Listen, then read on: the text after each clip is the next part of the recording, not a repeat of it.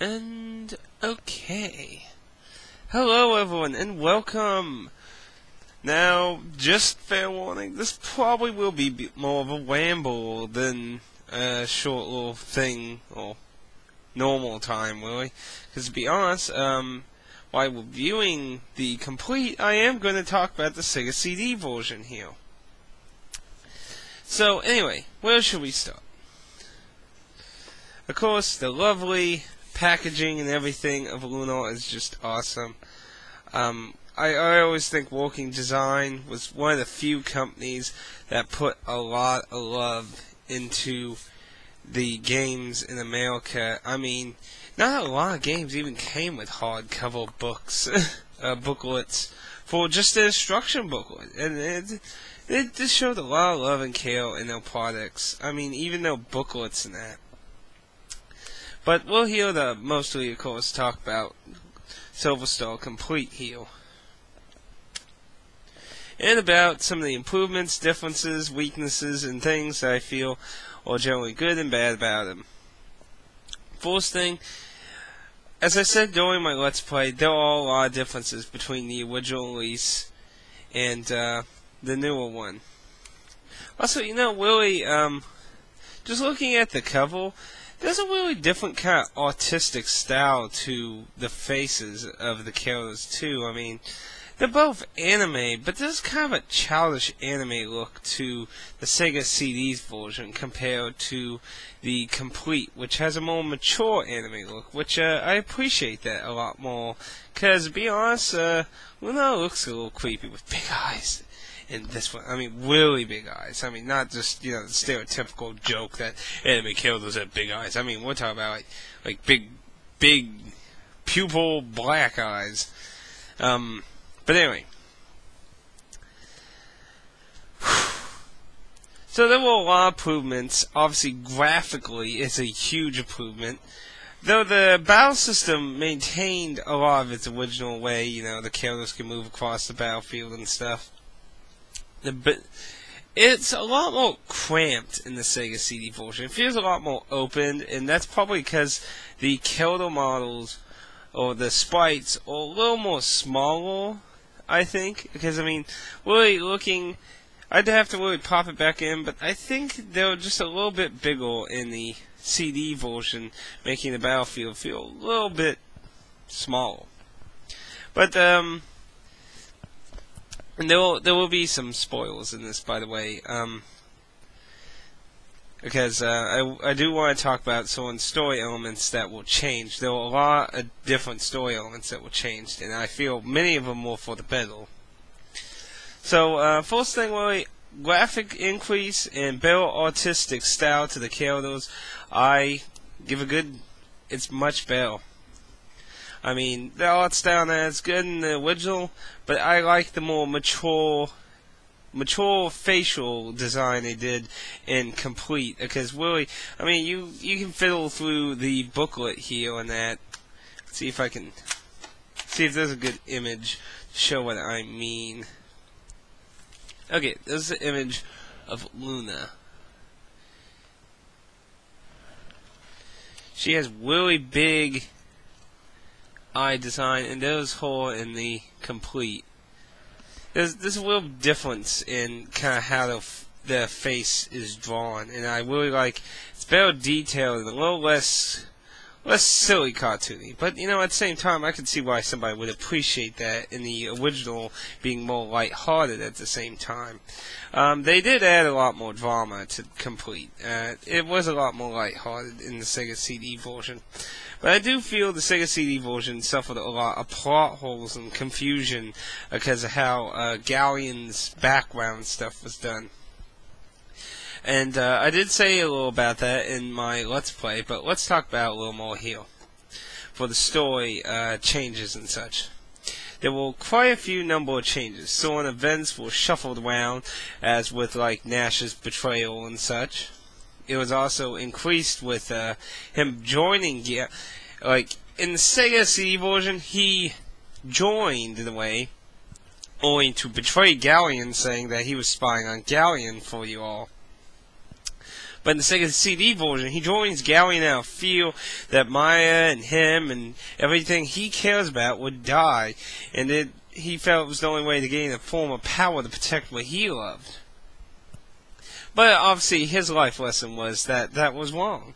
What he did was wrong to betray his friends for his own selfish feel of that. But that was one change, but Galleon was changed a lot. His motivation originally in the Sega CD version was to get revenge for his friend Diane, his best friend, who he constantly kept calling his best friend that, and the whole purpose of what he was doing. But he even finds out that he's still alive, only to continue his rampage of insanity. Most people use the excuse that he went insane as the reason why he just keeps going on with his task. Be honest, I could understand him maybe having a few mental problems of that maybe, but I just think it's kind of a poor excuse, really. Why incomplete? They fine-tuned it much more. Galleon never found out Diane actually still survived in a way, actually being reincarnated as a new person with his same soul. So he always thought he was dead, and instead his motivation was shifted away from not his friend being killed by sacrificing his power, but by the act that the goddess felt, and I really feel this was a lot better in this. Basically the goddess felt her children were focusing too much on pleasing her and for her attention instead of working together. So basically she wanted to vanish and be reborn as a human so they could work together, because she trusted in her children to be able to take care of themselves. Galleon believed that this was foolish, stupid, that Dentine still should have existed to watch over everyone. And he went on a rampage over it. He felt that all life was just going on a downward spiral because of it. And I think that's a lot better motivation, in my opinion. I mean, I could understand wanting revenge for your best friend, but, you know, when you find out he's alive and you keep going, it just seems weird to me. Also, several of the fates of the dragons were also changed. Why the White Dragon was outright murdered by Galleon in the original CD version, the Black Dragon was killed by Alex and his group. Though, technically, he gets killed by Alex and his group again in this one, but it was due to a different circumstance. In the original Sega CD version, the Black Dragon went insane from being in the frontier, I believe was the excuse, and became a giant undead-ish-like dragon. While incomplete, he instead was enslaved like all his other brethren, and his physical form was destroyed by Alex, only to be brought back by Galleon, and all four dragons were enslaved to his giant death machine, as opposed to being steam technology, as opposed in the Sega CD version. So as you can see, there are a lot of differences, few scenarios, magic and skills, like Alex's, all of Alex's skills are completely different to my understanding. You do have to remember, it's been a long time since I played the Sega CD version, so there's a big time gap between that, so some of these memories might... But I did read specifically that Alex's moves were completely different. I'm not sure about his dragon powers, but his sword skills were. Now, one thing they did do in Complete, which I don't think they did in Twirl Blue. I'm not 100% sure, though, because Twirl Blue I also played a long time ago. I wasn't aware of it. I don't think it was like that, but in Silver Star Complete, they made a system where the bosses level up with Alex's stats. So every time Alex leveled up, all the bosses leveled up. And to my understanding, it goes all the way to 50. And after 50, they'll stop leveling. So you can technically outpower them after 50. An interesting concept. I mean, as I said in my Let's Play, it's not the first game to do that. I've seen it in other games. Stuff like the Saga series mainly has a lot of enemy increasement, like stat things. But I just found it a little weird at a few moments at the beginning, kinda. After you got most of your party together, it wasn't really as bothersome. But at the very beginning, where it's like just Alex or Alex and Luna, I found it kind of unbalanced, to be honest. Specifically, the boss in the trial when entering Vane, I think was the worst example of it, to be honest. Such a low group, I think should have been just a little more lenient, but that is just my opinion. But Complete was really good. Really freaking good. Of course, the music was enhanced greatly. The voice work, I'm not sure if it's a completely new cast of voice actors. I think, I'm pretty sure I think Galleon is the exact same person from the Sega CD version. A few of the others, again, it's been and there ain't as much voice work in the Sega CD version, but at the same time, I feel like there was a little too less voice work in Complete. Mainly, like, the anime cutscenes and that, and the parts where there were voice work instead of text, I think those were fine. The parts I didn't like voice work wise was in combat, when they used skills or the enemy would say something. There were like only one or two things they would say, and then either like Alex and Kyle's remaining moves were basically like hi-ya, ya, ah, like no real lines at all. They didn't really express much emotion. And then Galleon's final boss fight, oh my goodness, just repeating that line every single turn he got. And he got multiple turns every freaking time it was his turn. So he said multiple times within one of his rounds. Like, he would get 2 to 3 moves in a round.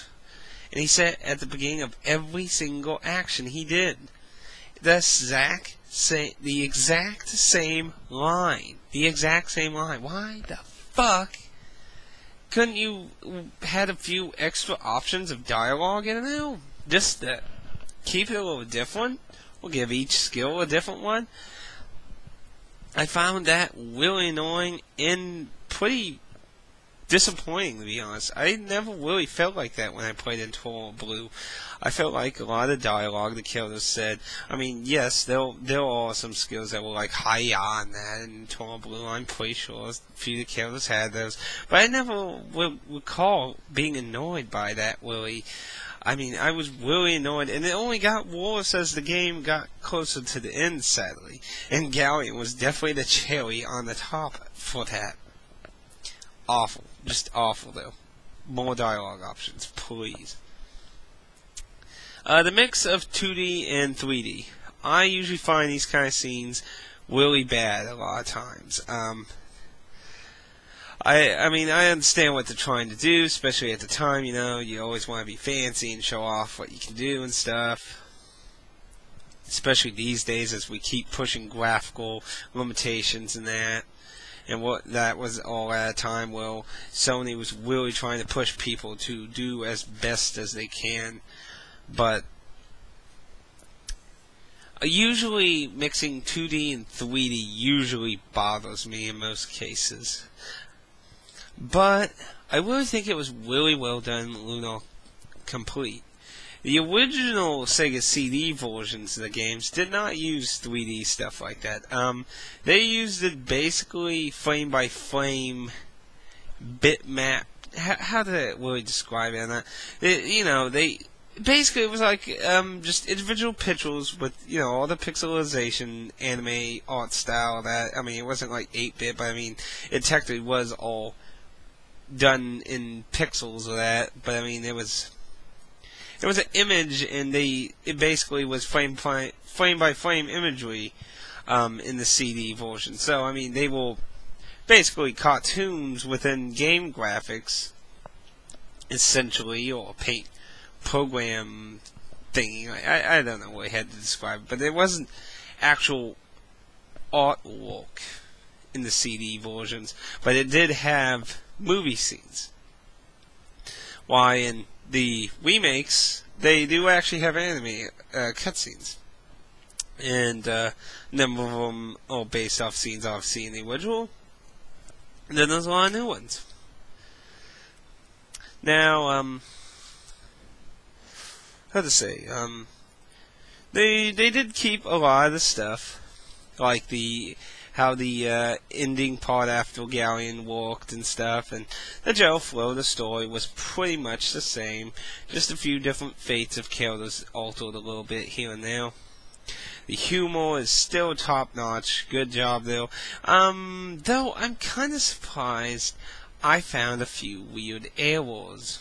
I mean, what was that one? I'm trying to remember that one from last night. Oh. But, you know, I know I'm not the greatest speaking person and stuff, you know, but actually, a lot, back when I was a kid, I never really noticed a lot of the error things in old Super Nintendo games and that. But, not really that big of a deal, you know. Still understandable. It's not a big deal to me. But, with the, obviously, if you actually get a complete copy of the game, you get a making CD, music track, and obviously the 2 game discs, and you also get a nice hardcover book and a little map, cloth map, which of course, as mentioned, were all nice packaging and that. I have not watched the making of CD. I did watch the Eternal Blue one back, obviously, when I had it. I do want probably not now, but I do want to watch that. I'm sure that'll be interesting, and it was quite funny, humorous, and interesting on the Eternal Blue one, so. But, overall, I really enjoyed the game, but, I did feel like, I don't remember as much magic management in the Sega CD version. Like, there was a lot of focus on using skills a lot to, get through combat a lot. I mean, obviously, you know, the RPGs, there's lots of combat, but I don't really remember it being so skill-based, you know? I mean, the game provides you with all the mana items you can just freely buy easy. That's pretty simple, really. But I don't remember that at all, you know, like, not until the end where Whammus would give them for free, but then again, like I said, my memory's pretty shaky, so maybe I just don't remember, really, But, you know, I'm probably talking a little too much about the Sega CD version. I just wanted it for a few comparisons, but it's not a review of it, because, you know, like I said, I played it a long time ago. So, let's focus a little more on Complete now. Since we went over some of the changes in that, and tweaks to the story. And there were new characters, by the way, too. 2 additional villains, and a few NPCs highlighted a little more. But anyway, how'd you say? I found money really easy in the game. There was no real problem at all, really, to get money, especially near the end of the game. This stuff was flooding my inventory. Equipment, I didn't feel like there was a lot of good equipment in the game. I like RPGs that make a interesting emphasis on choice when it comes to equipment. And I always find that problem usually in most RPGs, to be honest. It's not, Lunar was really more of a story, not really insanely depth RPG system. It was really about the story. Well, more focus on doing a really loving story. But I like it when RPGs give you, like, you know, different elemental weapons and stuff. They're all elemental weapons. They exist, they're there. But I like it when it could be strategically used more throughout the game. Like, let's say, maybe, like, near the beginning, maybe there was a dagger that has ice on it. And, let's say you never find another weapon like that for a good while, but there are actual instances where it could still actually be useful for a good while in that. Usually in Lunar it's basically new upgrade, buy, equipped. Not really much focus on. It's really the customization and exchanging of that is really more accessory based, like most RPGs.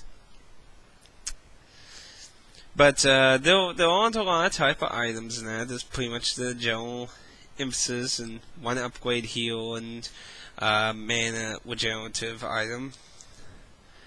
There were a few sequences in the game, not too many.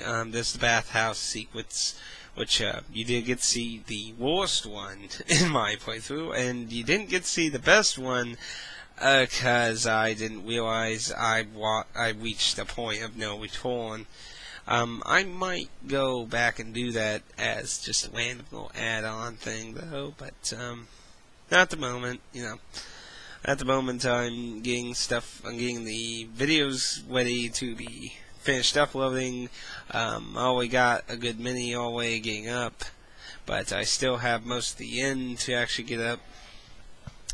Something really funny. I really enjoyed the outtakes at the end after the credits. That was a nice touch there. I really find Walking Design was one of the few people who really did feel like they cared about what we fans thought. Even in the original, this is also in the Sega CD version, but it's also basically in here too. So since this is all the way out, we are delighted you have chosen Lunar Silver Star Complete to play for the PlayStation console. We hope you will continue to enjoy this and all of our games on the PlayStation console.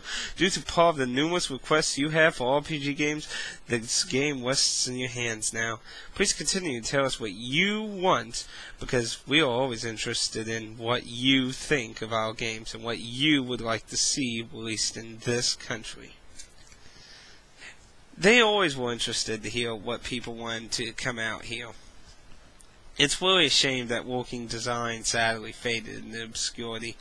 Though, Victor, I believe was his name again, one of the higher-ups of Walking Design, does have a new company.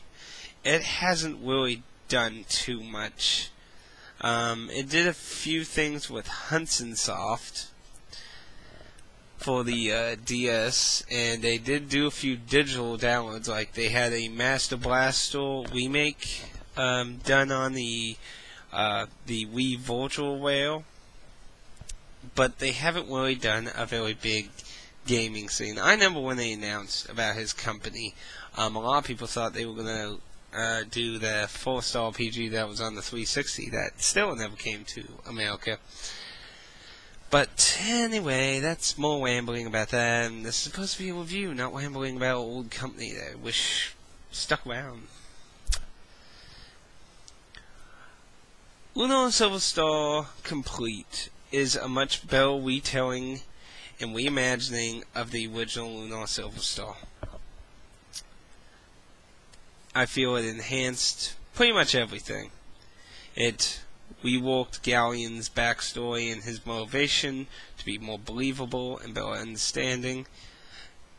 I really feel they did a pretty good job on pretty much everything.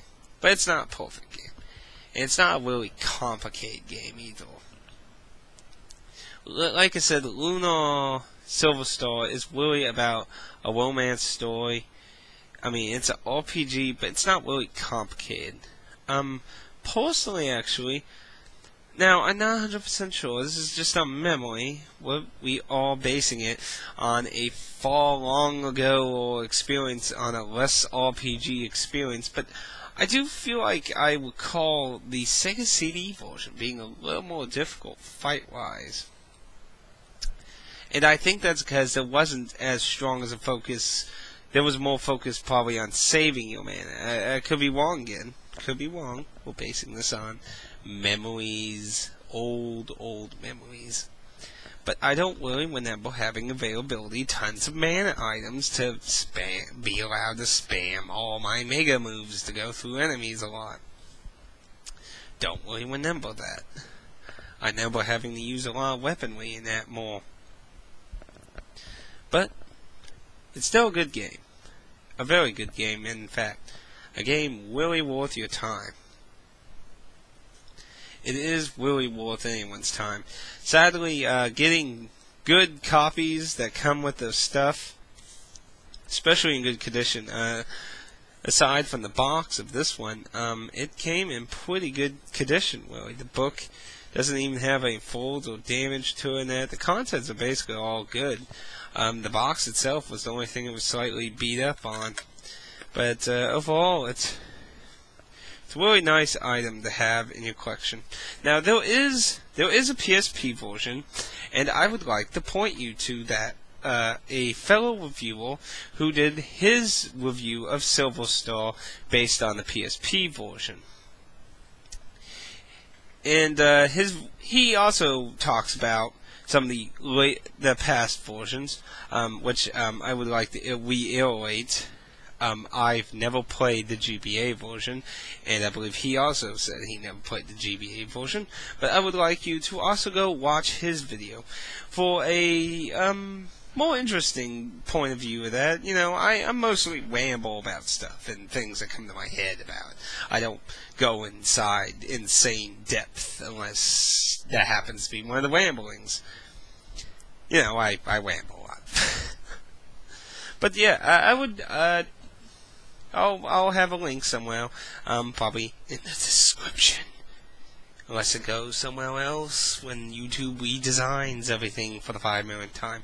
But anyway, I think that's really all I have to say. I mean, I don't feel like there's a real big thing to in depth.